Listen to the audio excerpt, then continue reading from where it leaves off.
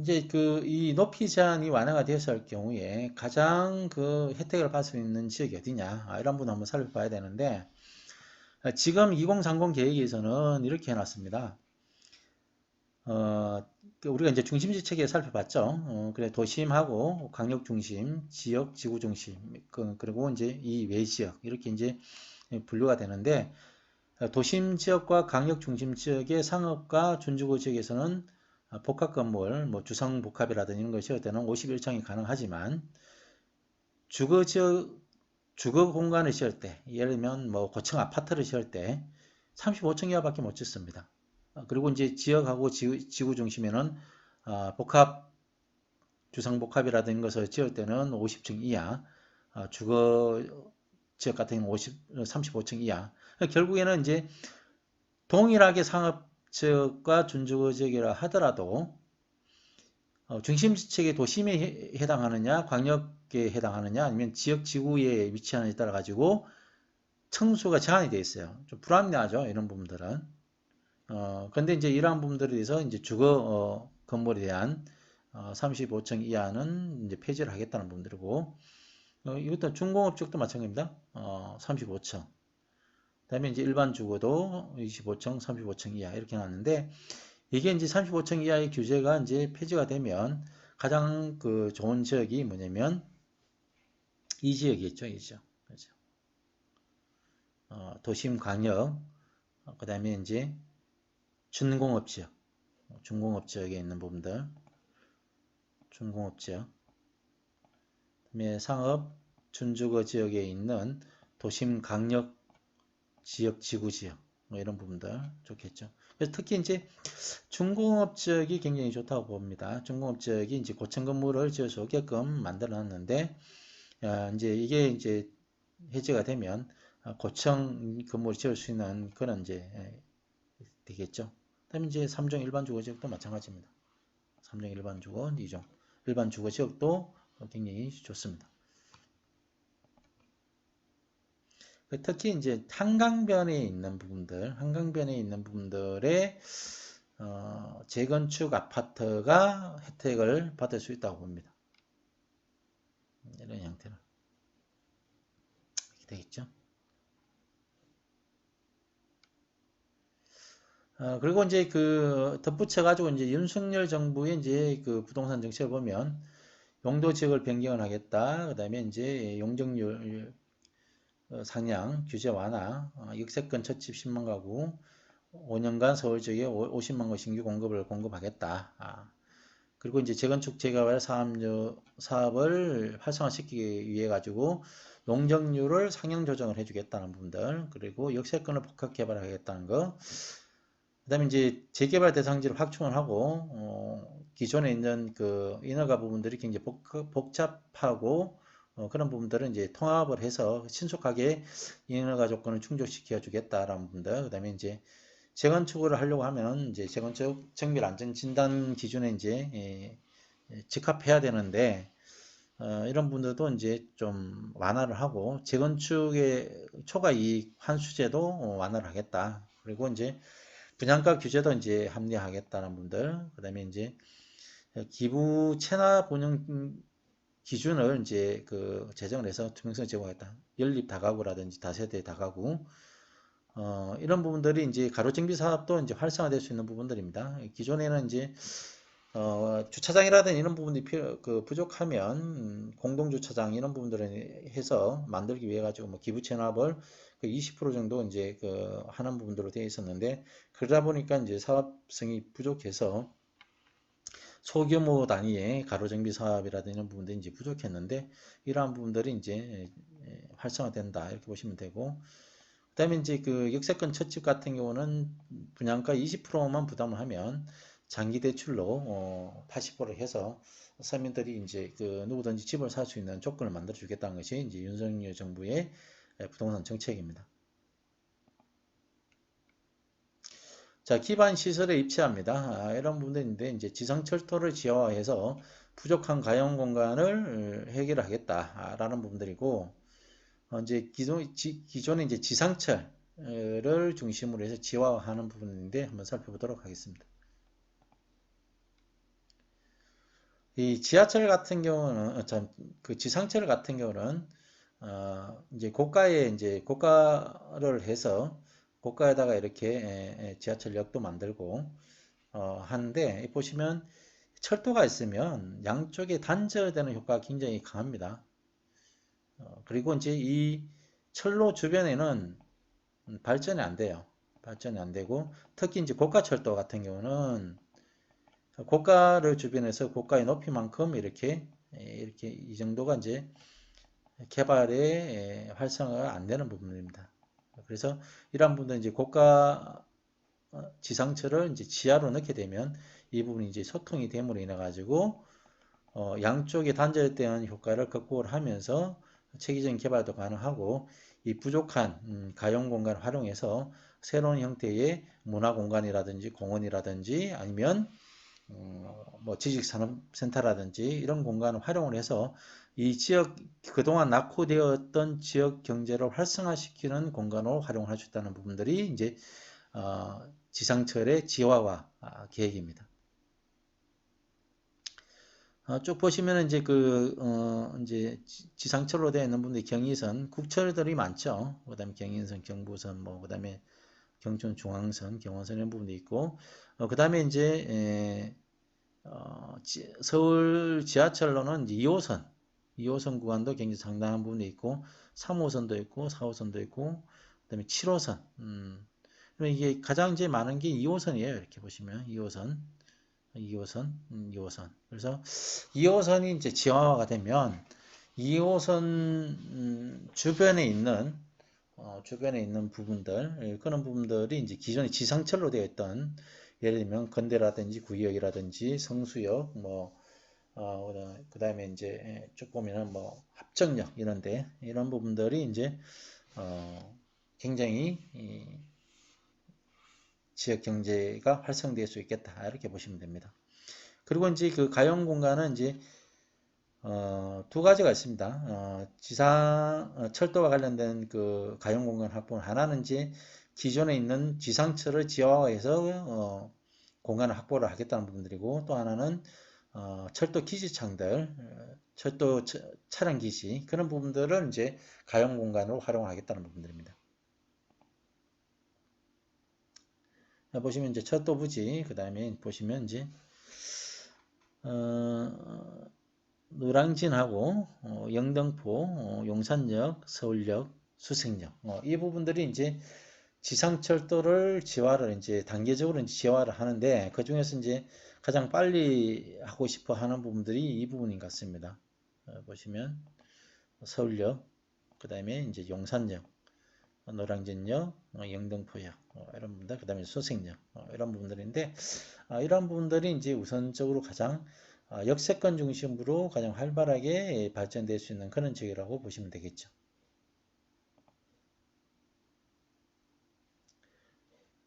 단계적으로 하겠다는 부분들이고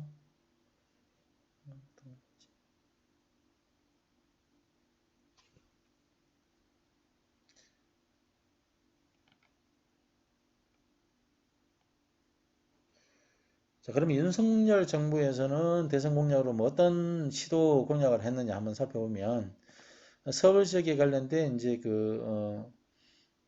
공약을 살펴보면 경부선, 서울역 당정, 경원선, 청년도 봉산, 뭐 경인선 구로 뭐 이런 부분들을 해가지고 여기도 이제 지하화를 이야기를 하고 있습니다. 그래서 한남아시하고 양자아시 구간 신분당선 연장을 하겠다는 부분들, 그 다음에 이제 구로 차량기지 10개의 차량기지 지화하겠다라는 부분들, 그 다음에 지상의 주거, 상업, 문화, 녹지 공간을 조성하겠다 이런 내용들도 거의 유사합니다.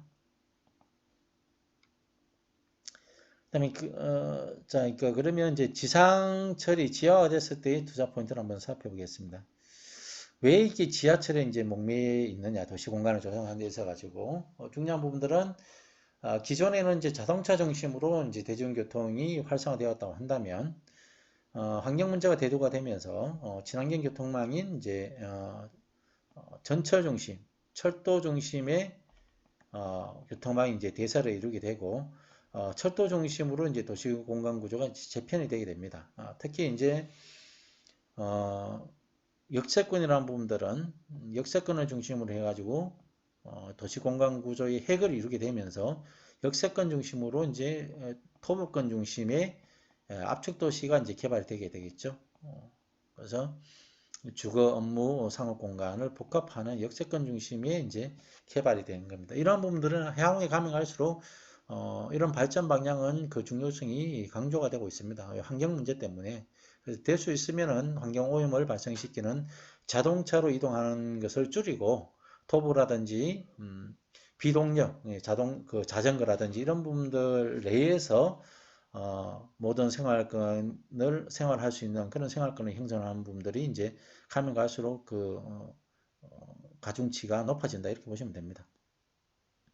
그래서 이제 그 철도를 중심으로 한 가용지는 이제 철도 유휴부지를 활용하는 부분들, 여기 뭐 용산이라든지 있었죠, 구로라든지 10개 정도 이 지역이 향후에 도시 재생의 거점화가 되면서 굉장히 그 주변 지역이 발전되는 그런 형태로 발전이 되기 때문에 투자 가치가 굉장히 높고 지상 철도를 지하화하는 부분들, 그래서 이제 고가 구조 개선, 예를 들면 고가로 되어 있는 분들, 이런 분들 개선하겠고, 기존에 있는 부분들은 이제 지하화가 들어가면 이런 공간들, 이런 부분들을 통해서 부지를 확보하겠다. 그래서 철도 유휴 부지가 있는 지역과 지상 철도의 지하화를 할 수 있는 역세권, 대부분 이제 용산역, 또 하나는 어디냐면 서울역이라든지 아까 봤던 영등포역이라든지 노량진역이라든지 이런 부분들이 이제 지하화가 단계적으로 우선화될 수 있는 그런 곳이기 때문에 그런 지역을 중심으로 이제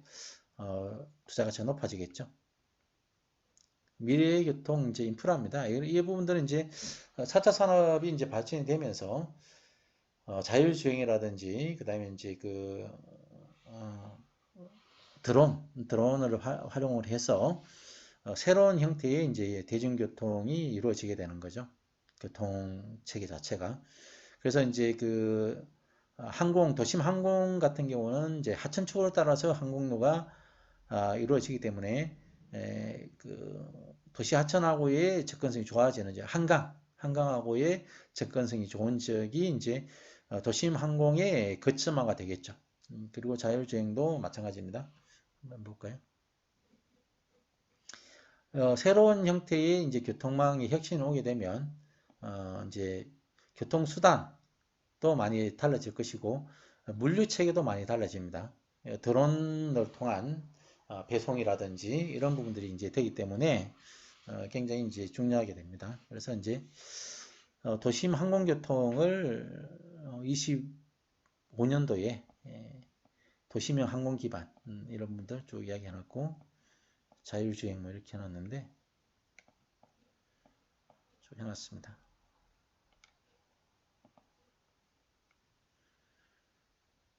그래서 이제 그 도심 항공이 되면은 이제 도심 항공에 맞는 교통의 거점도 만들어야 될 것이고 3차원 물류 체계 구축이라는 부분들은 뭐냐면 이게 지금은 이제 향후에 이제 드론 배송이라든지 이런 부분 되면 인터넷에서 이제 대부분 이제 구매를 많이 하기 때문에 오프라인보다 이제 온라인 형태의 물류 유통 온라인 중심의 이제 구매가 많이 시장이 이제 성장이 되게 되면 배송 전쟁이 벌어지겠죠. 지금도 이제 배송 전쟁이 벌어지고 있는데 결국에는 이제 누가 빨리 배송을 하느냐, 배송의 시간에 따라 가지고 경쟁력이 이제 좌우가 되는데 그렇게 되면 소비자하고 물류창고의 접근성이 굉장히 좋아야 되겠죠. 그래서 이제 4차 산업, 이런 산업, 그 다음에 새로운 형태의 이제 교통수단이 발전이 될수록 물류 배송에 대한 시간적 경쟁력이 굉장히 강화됨으로 인해 가지고 물류 창고가 지금은 외부에 있지만 도심 외부에 있지만 대규모의 물류 창고 시스템이지만 향후에는 도심 지역 내에 소규모의 물류 창고가 굉장히 수요가 증가가 됩니다. 예를 들면 지하실이라든지 주거 지역 내에 있는 지하실에 지금은 비워져 있는 예를 들면 대부분 뭐 운동시설로 사용한다든지 뭐 노래방으로 사용한다든지 뭐 이런 부분들인데 향후에는 그런 기능을 하지 못하는 작은 공간을 하더라도 물류 공간으로서의 임대 수요가 증가할 수 있기 때문에 향후에는 그 저심 지역 내에 물류 창고의 임대 사업도 굉장히 가치가 높은 전망이 밝은 그런 것 중에 하나라고 이제 생각이 됩니다. 쭉 자율주행 쭉 해놨고 쭉 해놨습니다. 그다음에 이제 그 도심항공 같은 경우 지금 이제 삼성동부터 해서 용산, 김포공항 이렇게 이어지는 도심항공. 예를 들어 여기서 가려고 하면은 이제 시간이 많이 걸리죠. 자동차로 가려고 하면 자동차로 뭐 교통 혼잡이라든 이런 것 때문에 결국은 여기에서 타고 이렇게 한강변을 따라가지고 쭉 날아가면 금방 가죠. 뭐 막히는 것도 없고. 그래서 한강변하고의 접근성이 좋은 삼성동하고 용산 이런 부분들이 향후에 이 터미널 도심항공 터미널의 거점화가 되기 때문에 용산하고 뭐 삼성동은 뭐 말을 안 해도 두분 안 해도 뭐 계속 투자 가치가 높은 지역 중에 하나입니다. 이렇게 돼 있죠. 삼성 수석. 그다음에 쭉 해서 1단계. 1단계가 뭐냐면 여기 용산이네. 용산에서 김포공항까지 가고 그다음에 김포공항에서 이제 인천공항까지 가는 부분들. 여기 이제 2단계. 삼성에서 가는 부분들, 수석 이런 부분들이 이제 대부분이 이제 가장 핵심적인 부분들은 이제 한강변을 따라서 도심 지역이 이제 중심이 되네요. 용산하고 삼성, 김포공항, 인천공항 쭉 지역 환상 쭉 이렇게 있는데 한번 보시면 됩니다.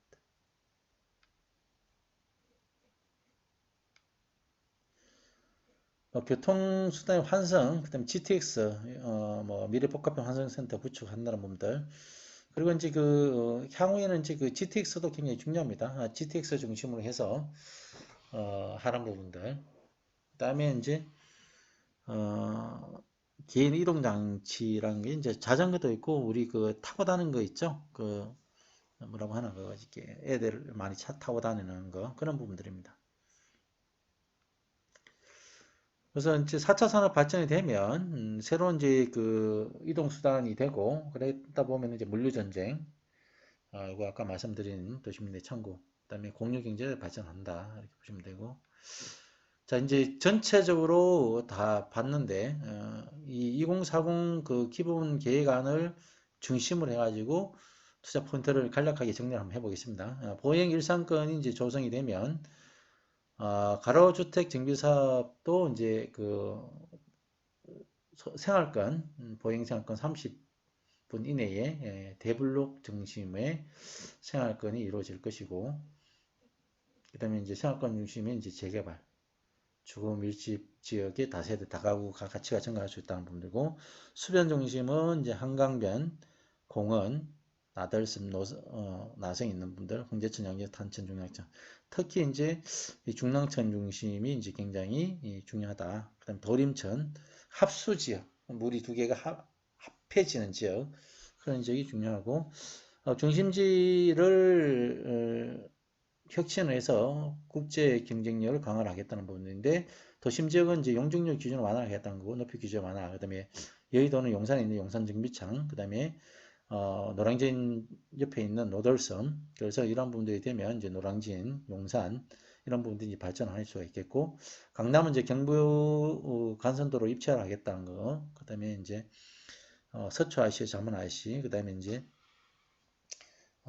한전부지 중심에 있는 주변 지역, 그 다음에 이제 도시계획이 전환되면 이제 신용도 지역을 도입을 해서 하면 이제 도심 지역하고 강력 중심 지역 한강명 내 재건축 아파트가 혜택을 받을 수 있겠다. 그다음에 지상철도 지역화가 됐을 때 철도 촬영기지, 그다음에 영등포, 노량진, 서울역, 용산역, 구로역, 수성역 이러한 부분들을 중심으로 지역 경제가 이제 발전이 되겠고 미래교통 같은 경우는 이제 도심 항공 같은 경우는 삼성하고 잠실, 송파까지, 그다음에 용산, 김포공항, 그다음에 이제 이렇게 되었을 때 도심 내 창고 임대 사업이 활성화될 것.